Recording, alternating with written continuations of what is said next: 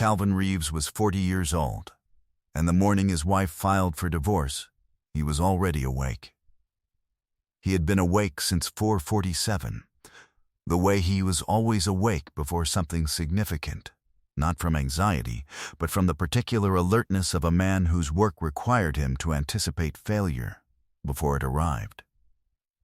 He was a civil engineer. He read stress in structures the way other men read faces, and he had been reading the stress in his marriage for 9 months without saying a word about it to anyone. The process server found him on his own front porch at 6:15 a.m., drinking coffee, wearing the same steel-toed boots he'd worn to work sites for 15 years. The man looked apologetic. Calvin was not. He took the envelope, nodded, went back inside, and set it on the kitchen counter beside his mug like it was a piece of mail he'd expected.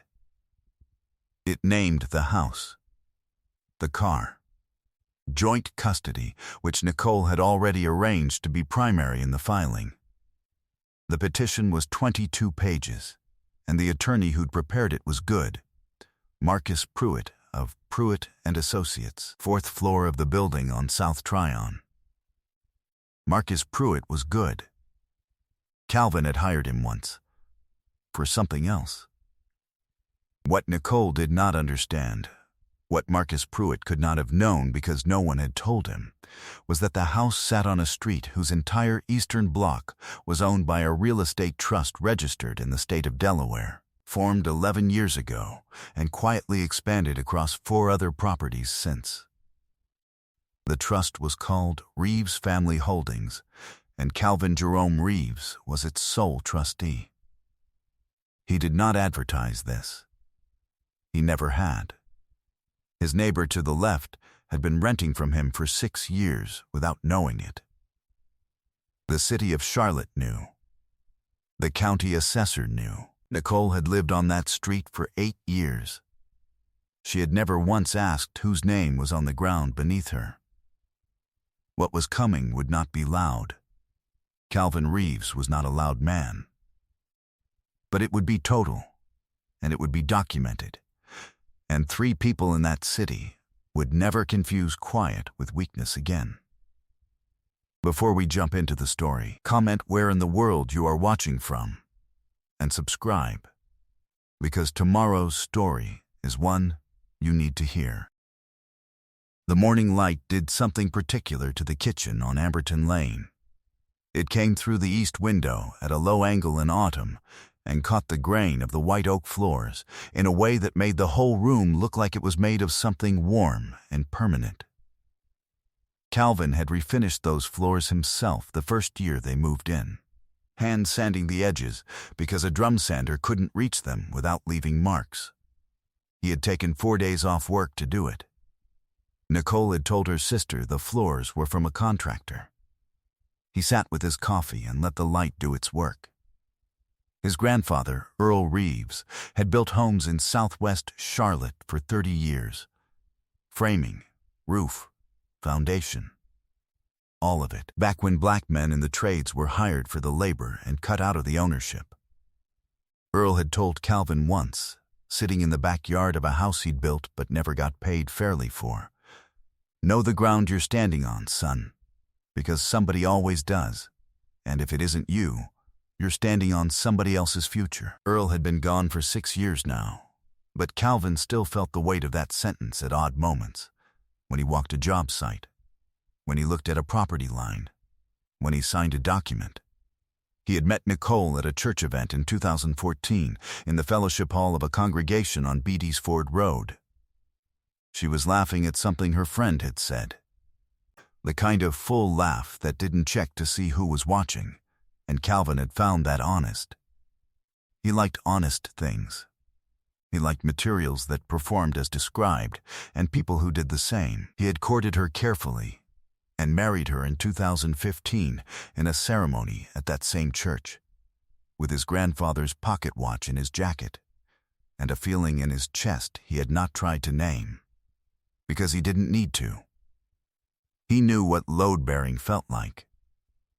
Their sons, Darius and Marcus, 9 and 6 now, had been born in that house. Calvin had built their bunk beds himself, hardwood, peg joints, the kind that would outlast the men who slept in them. He had coached Darius's flag football team last fall. He had read Marcus the same books 3 nights running because Marcus liked repetition, liked knowing how a thing ended before it ended. He thought about his boys now, standing in the kitchen. He thought about the look on Darius's face last Tuesday when Nicole had collected them from school without telling Calvin and taken them to her mother's house in Kannapolis for the night. And how Darius had texted him from the back seat, "Dad are uok." 9 years old and already reading stress in structures. The house was quiet. The coffee was getting cold. His work phone buzzed on the counter with a message from his site supervisor. A concrete pour at the commercial project on Brookshire was getting delayed by weather, which meant Calvin needed to recalculate the compression timeline before Thursday. He picked it up, read it, typed a response, and set it down. Then he picked up the envelope from beside the mug.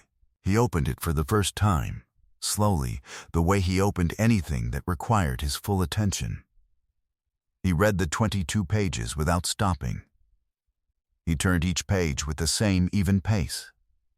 When he finished, he set the document down, aligned it with the edge of the counter, and made a second cup of coffee. Then he called his attorney. Not Marcus Pruitt, his own attorney, a different one. He had known something was wrong in February, when Nicole began locking her phone with a pattern code she had not used before. She'd had a thumbprint lock for 3 years. Pattern codes were harder to accidentally expose. The change was deliberate. He did not comment on it. He noted it and moved forward, the way he moved forward through any site where the ground had shifted. Methodically, measuring twice before stepping. The confirmation came in late March, on a Sunday afternoon, through no dramatic moment. He was looking for the earpods he kept in the bedside drawer and found instead a folded paper tucked beneath a charging cable, a restaurant receipt, dated a Thursday 2 weeks prior, for dinner for 2 at a place on Park Road. 2 glasses of wine, an appetizer, 2 entrees, a dessert, total $143. Nicole had told him she was at a work training that Thursday. Her company ran trainings on Wednesdays. His face remained perfectly calm. He placed the receipt back exactly as he'd found it, at the same angle, beneath the same cable. He waited until Nicole took the boys to swim practice on Wednesday evening. And then he sat at his desk in the study and worked. His face did not change. His hands did not shake. He moved with the same deliberate calm that defined all his actions, the same calm he brought to reviewing load calculations, to reading soil compaction reports, to signing off on infrastructure that would stand for 50 years. He pulled 3 months of the joint bank account. The pattern emerged without effort, a cash withdrawal of $150 most Thursdays, beginning in January. 3 charges at a downtown parking garage on non-workday evenings. A charge at a hotel in Dilworth in March, $224, on a night she said she and her coworker had stayed late on a grant proposal. He pulled her personal account through the same online portal she'd linked 2 years ago when they were doing a joint refinance. The access was still active. The charges there went back further. He found the first hotel charge in November.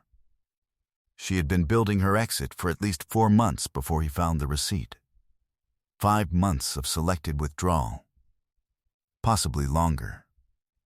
He cross-referenced. He time-stamped. He built the ledger the way he built any structural analysis, column by column, load by load, until the shape of failure was visible and provable. The man's name came through a different channel. Calvin's neighbor on the east side, a retired postal worker named Wendell, who had lived in the house for 40 years and noticed everything on the block with the attentiveness of a man who had spent his life sorting and tracking. Left a voicemail one evening that began with, "Calvin, I don't want to be in your business. But a man ought to know. Wendell had seen the same blue Accord parked 2 houses down on 3 separate Thursday evenings, running plates out of old habit, and had come up with a name, Terrence Locke, 38. Employed as an assistant operations director at a regional logistics company. Residence listed as a townhouse off Providence Road that Calvin happened to know was managed by a third-party property group he had a professional relationship with. He opened a new folder on his desktop. He named it Amberton. Then he picked up his phone and made 2 calls. The first was to his attorney. The second was to a financial forensics firm he had used twice on commercial disputes. Preparation was the work.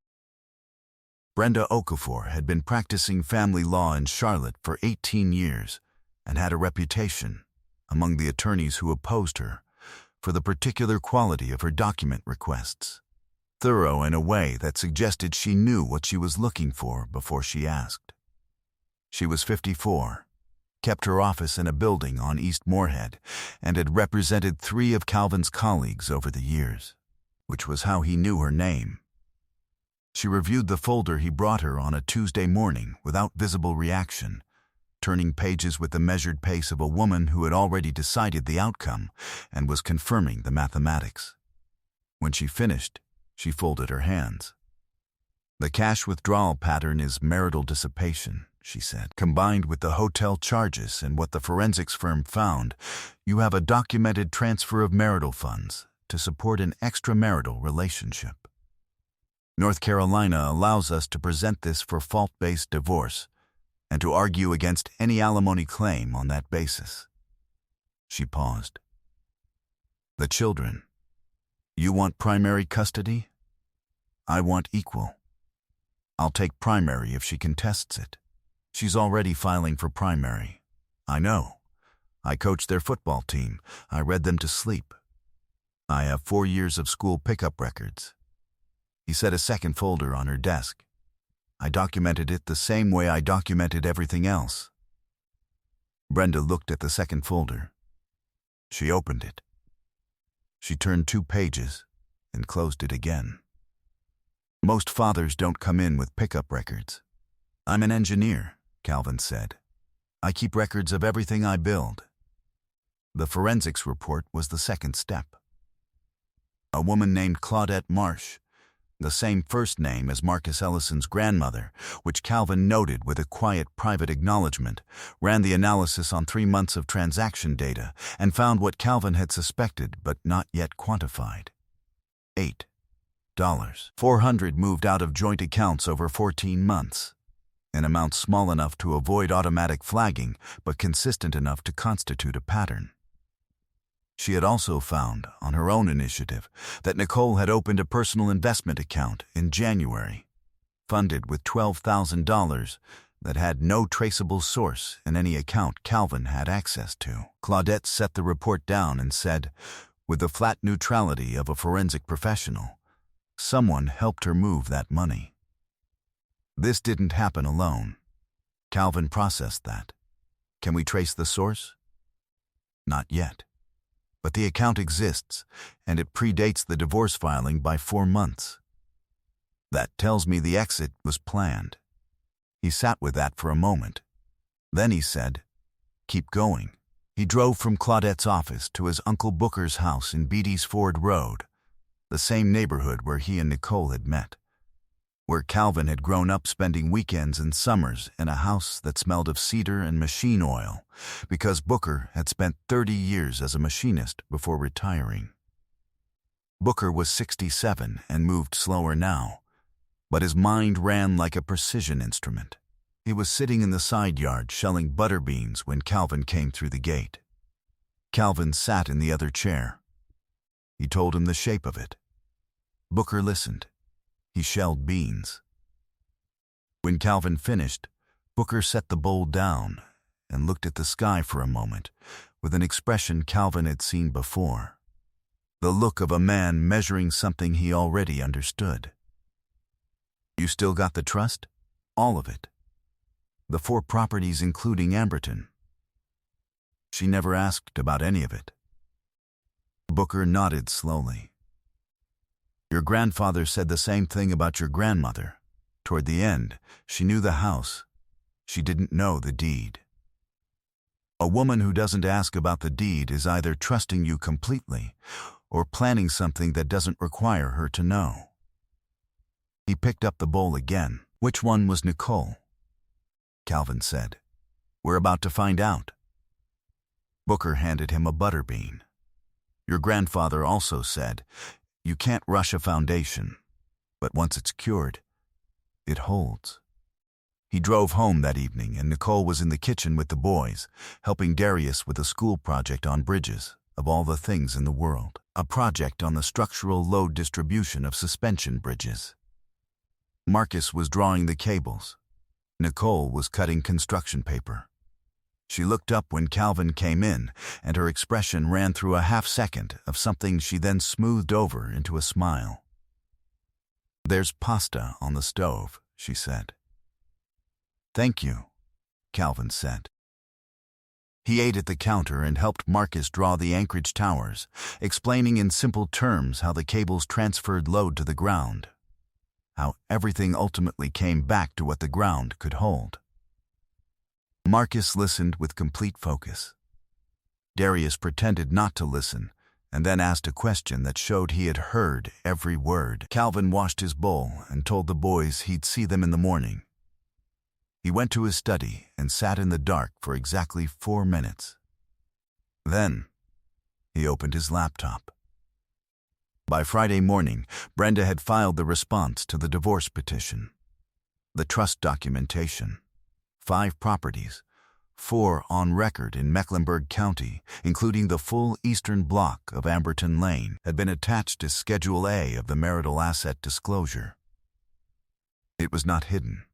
It was simply documented, formally, for the first time in a proceeding where it was legally required to appear. The value, assessed conservatively, was $1.47 million.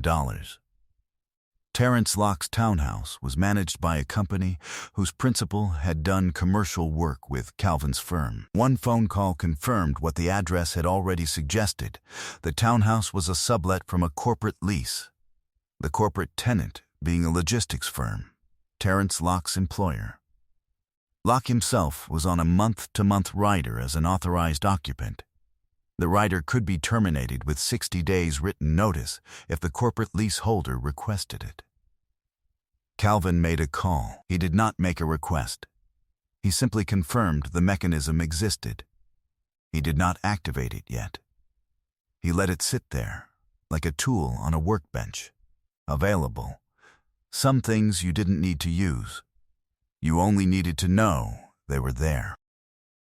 The mediation session was held on a Thursday morning in October, in a conference room on the 7th floor of a building in uptown Charlotte, a building whose lobby Calvin had walked through dozens of times, because the structural engineering firm he worked for had offices on the 9th floor. He arrived first, as he always arrived first to anything that required preparation. He set 2 folders on his side of the table, one thin, one thick, and poured himself a glass of water from the pitcher in the center and waited. Nicole arrived with Marcus Pruitt. She was dressed for a confrontation she expected to win, which Calvin recognized by the particular quality of her posture. The kind of confidence that comes from having planned something carefully and not having had it tested yet. Pruitt sat beside her and opened his own folder, which Calvin could see from across the table contained the original petition and a set of financial disclosures he recognized as the ones she had filed. Brenda Okafor sat beside Calvin. She did not open anything yet. The mediator, a woman named Sandra Holt, 58, court-appointed, 2 decades of family law, reviewed the parties and the filing and began. She asked both parties to confirm the assets in dispute. Nicole's attorney presented the house on Amberton Lane, the joint vehicle, the joint accounts, a retirement fund. He listed them with the practiced fluency of a man who expected no surprises. Brenda waited until he finished. Then she slid a single document across the table toward the mediator and said, "For the court's consideration, we'd like to introduce Schedule A from the Marital Asset Disclosure, filed Friday of last week." Pruitt looked at the document. His expression did not move. He was a good attorney. But his eyes moved to Nicole, and that was where the shift was visible. The unmistakable passage of real information across Nicole's face, starting with the address on the first line of the schedule and moving down to the assessed value 3 lines below it. She looked at Calvin. He looked back at her, steady, the way he looked at any structure under load, without drama, without performance, with the simple professional attention of a man assessing what was there. Sandra Holt reviewed the document. "Mr. Reeves, you're listing a real estate trust with 4 properties as a marital asset for disclosure. Can you confirm the formation date?" 11 years ago, Brenda said. 4 years before the marriage. The trust predates the marriage and was maintained entirely through premarital capital and separately earned income. Under North Carolina law, it is separate property. It appears in this disclosure for completeness only, because the marital residence, the property Nicole Reeves is claiming, is held under the trust's management agreement, which designates Calvin Reeves as the managing trustee of record. She paused. The property she is asking this court to transfer to her is one he owns in a structure she was not party to and cannot claim under equitable distribution. Pruitt said, "Carefully, we'll need time to review, of course," Brenda said. "Take all the time you need." She opened the thick folder and began placing documents on the table, one by one. The bank statements, the withdrawal pattern, the hotel charges, the forensics report with the $12,000 account. While you're reviewing, I'd also ask you to consider the fault documentation. North Carolina remains an at-fault state. The evidence of marital misconduct is thorough. The argument for spousal support is therefore significantly weakened. Nicole said. "That's not Nicole," Pruitt said. She stopped. Sandra Holt looked at the table of documents. She did not look pleased, which was not her job. Her job was to read what was in front of her. Nicole looked at Calvin. Her expression moved from confidence to something harder to categorize. Not fear exactly, but the particular disorientation of a person who had mapped a room carefully and was now discovering the room at a floor she had never tested. She said, quietly, with an edge that was intended to be a weapon but arrived as something much smaller, "You never told me about any of this." Calvin said, "You never asked." He let the silence run for 3 seconds. Then, with the same measured calm he had held since the morning the process server found him on his porch, he said, "You took the house, the car, you filed for the kids. You had 4 months to plan it, and I had 9 months to watch you plan it. Every dollar you moved, every Thursday night, every hotel, I have it documented the same way I document every structure I build. Because if you build something, you keep the records. That's how you prove it's sound." He looked at her without cruelty, without triumph, with something that was simply the terminal clarity of a man who had finished a very long calculation. "The house is on my street, Nicole. It always was. I just waited for the right time to show you the deed." He stood. He buttoned his jacket. Brenda collected the folders. Marcus Pruitt was already reading the trust documentation with the focus of a man recalculating. Nicole sat at the table as Calvin and Brenda moved toward the door, and she did not speak again, and the room was quiet, in the way rooms are quiet when the structure has been fully revealed and there is nothing left to argue about. He did not look back. 10 months had passed like rain on cured concrete, unremarkable to watch, productive in every way that mattered. The house on Amberton Lane was Calvin's now by court order and by the instrument it had always been held in. He had planted a kitchen garden on the south side that Earl would have approved of. Collards, tomatoes, 2 rows of pole beans that had overtaken the fence in July in a way that made him proud every morning when he looked at them.